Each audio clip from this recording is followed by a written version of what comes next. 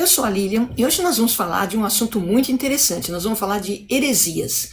Heresias, na verdade, explica um pouco a necessidade do ser humano de tentar explicar questões que ele não entende muito bem, que ele quer compreender melhor. Mas são doutrinas humanas, são tradições humanas que não têm nenhum fundo espiritualizado, não é divino.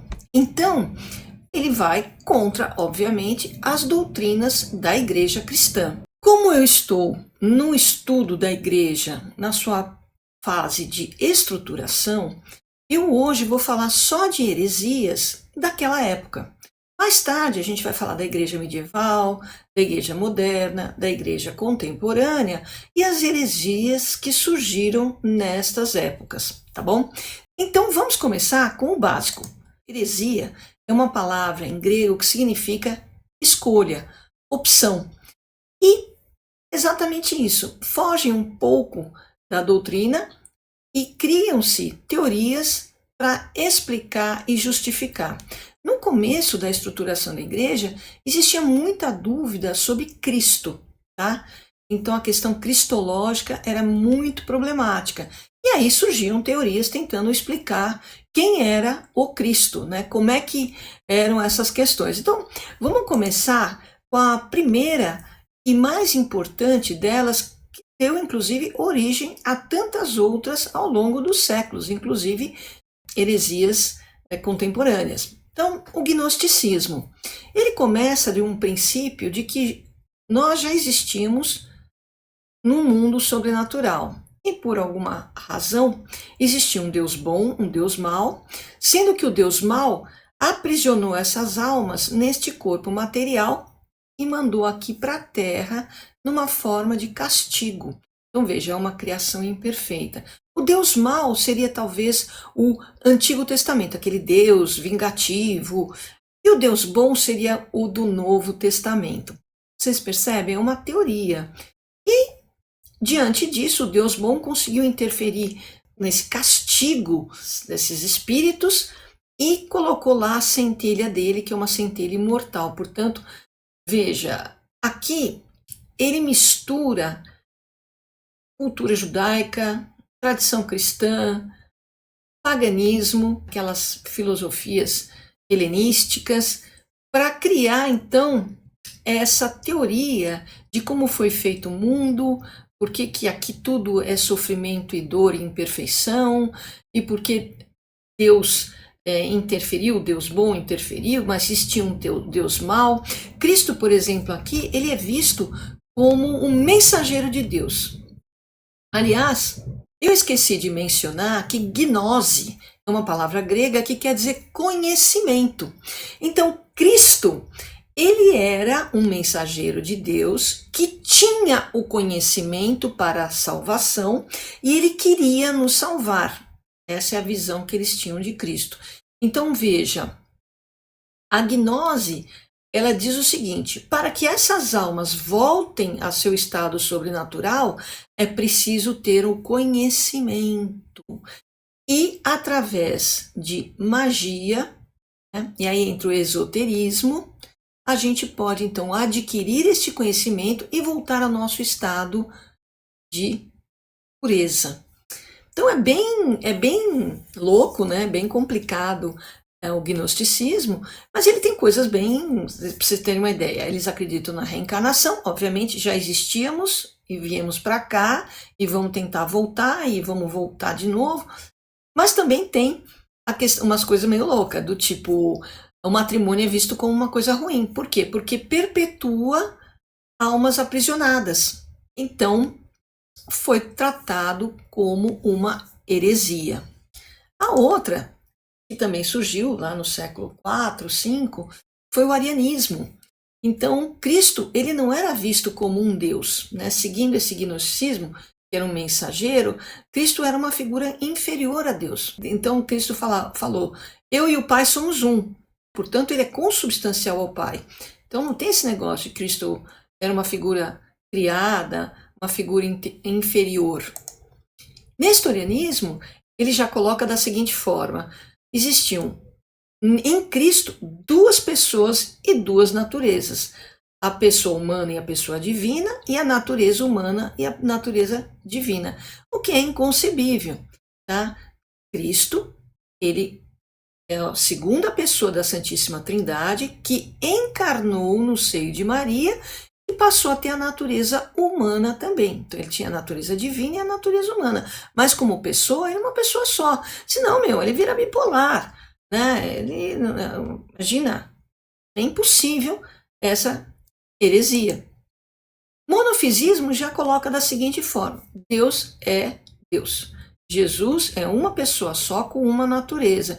E ignora a natureza humana de Jesus, o que também está errado, porque nós acreditamos que Jesus, ao se tornar humano, ele veio na Terra, se encarnou e foi humano para que ele pudesse nos redimir através do seu sacrifício na cruz e também nos ensinar todo esse conhecimento necessário para nos salvar.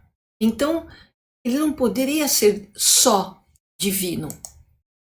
Aqui é uma outra heresia que surgiu também no início da estruturação cristã, que Jesus foi adotado. Ou seja, no momento em que ele foi batizado no Rio Jordão por João Batista, o Espírito Santo desceu sobre ele e ele então passou a ser adotado por Deus. O próximo é o apolinarianismo. Aqui ele coloca Jesus como um ser humano com a mente divina. Então, apesar dele ser um ser humano, ele pensava como Deus. Vejam, são teorias, gente. A cristologia, na época, era difícil. Então, cada um vinha com uma teoria, cada um vinha com um pensamento, e eles iam tentando estruturar. Mas a Igreja Católica, ela sentou, discutia nos concílios, ela discutia estes questionamentos sobre a natureza de Cristo, a pessoa de Cristo, ela discutia sobre a criação do mundo, e tudo isso foi sendo considerado heresias que não poderiam fazer sentido. Cristo, ele veio como Filho de Deus, portanto consubstancial ao Pai, para dar a nós a oportunidade da reconciliação. Ele levou o humano e se diminuiu como ser divino. Na figura de Cristo, ele foi homem e foi Deus. Né? Lembra, eu já falei sobre isso, o Filho do Homem, no estudo que a gente fez anteriormente. O docetismo é uma coisa mais interessante ainda, porque ele trata Jesus como um ser divino, que ele aparecia e tinha forma humana, mas ele não era humano. Então veja, nesse sentido, o docetismo, ele enfraquece toda a paixão de Cristo. Então quer dizer que ele não sofreu, ali foi fake news, ali foi falso, foi ilusório, o sacrifício dele, essa entrega voluntária, morrer na cruz. Então, ele só tinha uma aparência, portanto, tudo que aconteceu de sofrimento com ele foi falso. Não é verdade, né, gente? E, finalmente, o monotelismo, que dizia o seguinte: tudo bem, Cristo tinha duas naturezas, a humana e a divina, mas ele só tinha uma vontade, que era a vontade divina. Ele fazia tudo o que Deus queria. Então, veja, ele é uma marionete, né? Um puppet. Ele fica ali e ele não tem livre-arbítrio. Não, gente. Cristo nos resgatou na sua condição humana porque ele escolheu se entregar na cruz e fazer a vontade do Pai. Diferente de Adão, também falei sobre isso. Enquanto Adão, pelo seu livre-arbítrio, pecou, Cristo, pelo seu livre-arbítrio, sabendo exatamente o que ia acontecer, porque ele era divino, ele se entregou. Ele se entregou na cruz, ele sofreu por nós e nos redimiu. Então veja, ao longo dos primeiros séculos da estruturação da igreja, foram surgindo um monte de heresias. Tem um monte de outras, tá, gente, que eu nem quis colocar aqui, porque, por exemplo, tem as joanitas, que na verdade acreditavam que quem era o Messias era João Batista, e o Jesus era só um seguidor. Havia outra heresia também chamada macedonianismo, em que questionava a divindade do Espírito Santo. Então, por exemplo, Jesus e o Pai criaram o Espírito Santo. E dali para frente tem uma série de outros. Mas o que é importante a gente deixar aqui é que todas essas heresias foram combatidas. Por exemplo, o gnosticismo foi combatido por Santo Agostinho, que disse o seguinte: não, tudo que Deus fez é bom. E até as coisas ruins que acontecem com a gente é bom também, porque a gente evolui, a gente reflete, a gente cresce espiritualmente. Então veja uma outra forma de enxergar que isso aqui não é só sofrimento e dor, é sofrimento e dor até para a gente evoluir espiritualmente. Santa Teresinha, por exemplo, ela dizia uma coisa muito bacana. Ela dizia que, graças ao modelo de Cristo, a gente pode aspirar à santidade. Então, se Cristo não fosse humano e não fizesse a vontade do Pai, como é que nós, humanos, conseguiríamos fazer? Como é que nós, humanos, conseguiríamos vencer essa barreira intransponível do pecado original? Não, a gente consegue, a gente pode ser santo.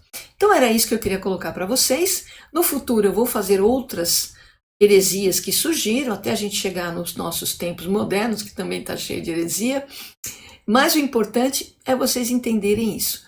E a gente vai combatendo, a gente vai compreendendo porque a fé católica, porque os concílios, porque a igreja ela é cheia do Espírito Santo e ela vai trilhando o caminho da verdade, enquanto as outras vão caindo ao longo dos séculos, tá? Espero que vocês tenham gostado e até o nosso próximo encontro. Até lá! Obrigada por chegar até aqui. Se gostou, deixe seu like, se inscreva no canal, escreva seus comentários, dúvidas e sugestões. E até o próximo encontro.